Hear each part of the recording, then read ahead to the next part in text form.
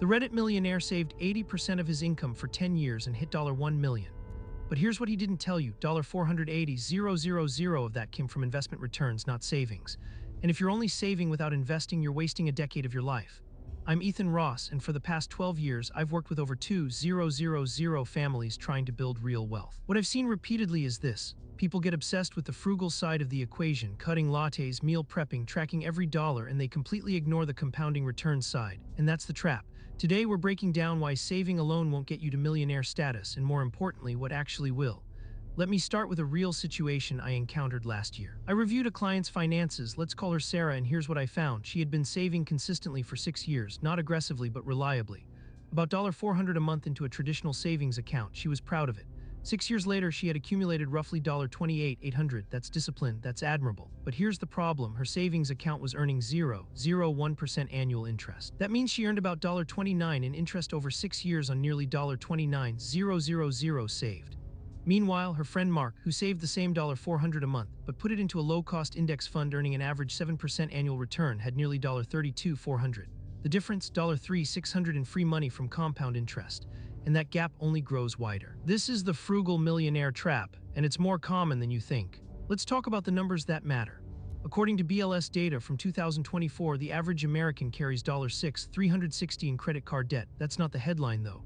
The real issue is that many people are simultaneously trying to pay down that debt and save money, but they're not investing anything.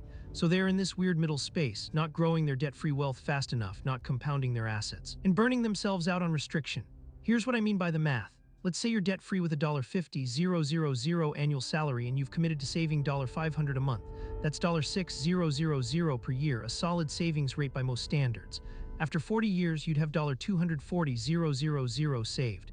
That sounds like a milestone, right? But here's the reality check. Inflation over 40 years means that $240,000 will have roughly the purchasing power of maybe $60,000 in today's dollars. You've worked 40 years, cut your lattes, packed your lunch, and you're only 15% further ahead than where you started in real terms. Now flip the scenario. Same person, same $500 monthly savings. But this time it goes into a diversified portfolio averaging 7% annual returns, which is historically conservative for stock market investments. After 40 years, you'd have roughly $2 million, not adjusted for inflation, but that's still 5x more real wealth than the pure savings approach. That's not luck, that's compounding.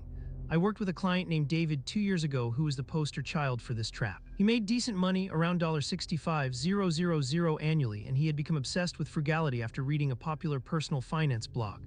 His debt-to-income ratio was solid at 22%, well under the recommended 36% threshold, but he was saving aggressively, about 25% of his take-home income, and keeping it all in cash. Why? He was afraid of the stock market. He'd heard horror stories. So there he was, disciplined and anxious at the same time. When I reviewed his situation, I asked him, David, if you follow this path for 20 more years, where do you want to be? He said he wanted to retire by 55. He was 35 at the time. That meant 20 years. I showed him the math. At his current savings rate without investing, he'd accumulate roughly $195,000 in cash. After taxes, after inflation adjustments. That's maybe enough for 2 or 3 years of comfortable retirement, not 30 years. But if he took that same $500-600 monthly savings and invested it in a simple index fund portfolio, we modeled out that by 55 he'd have closer to $485,000. Not millions, but enough to retire on, especially paired with Social Security.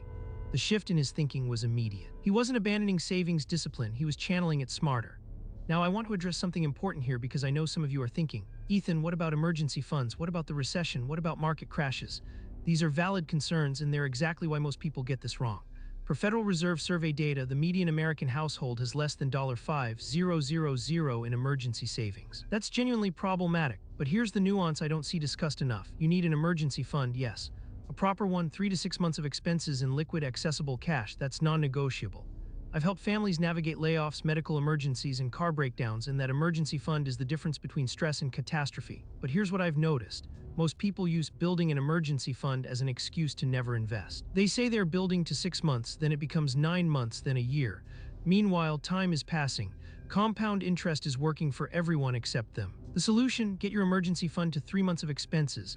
That's your baseline. Keep it in a high-yield savings account earning something closer to 5% APY these days, and then aggressively invest everything else. I had a client, Jennifer, who had a $15,000 emergency fund on a $40,000 annual salary. That's 5 months of expenses, totally solid. But she was terrified to touch a dollar of it, so she wasn't investing anything. I convinced her to stick with the $15,000 as her hard floor emergency fund and move it to a high-yield savings account earning 8%. Then everything else, her $450 monthly surplus after expenses and debt payments, went into a Roth IRA and index fund. 2 years later, she'd built another $11,000 in investments while maintaining the same emergency fund. That's not hypothetical growth either, those are actual returns she received. Let's talk about the specific frugality metrics that people obsess over and why they are incomplete. The popular one is the latte calculation. You've probably heard it. If you spend $4 on a coffee every weekday, that's $460 per year. Cut the latte and boom, you're saving $460. I've seen Reddit threads rack up thousands of upvotes with this advice. It's not wrong exactly, but it's dangerously incomplete. Here's what bugs me about it. That $460 annual latte budget gets framed as wasted money. But if you're earning $50,000 annually, that latte is 92% of your gross income. It's a rounding error on your actual wealth problem. And the real wealth problem isn't that latte, it's that you're not building assets. I reviewed a detailed spending audit with a client, let's call him Tom, who was convinced his problem was frivolous spending. He'd done the math. If he cut subscriptions, reduced dining out, and eliminated his daily coffee, he could save an extra $3,200 per year. He was proud of this calculation. But when I asked him what he planned to do with that $3,200, he said, save it. Just save it. No investing plan, no timeline, no target. Instead, I asked him, what if you found ways to earn an extra $3,200 annually instead? He looked at me like I was crazy, but that reframe changed everything.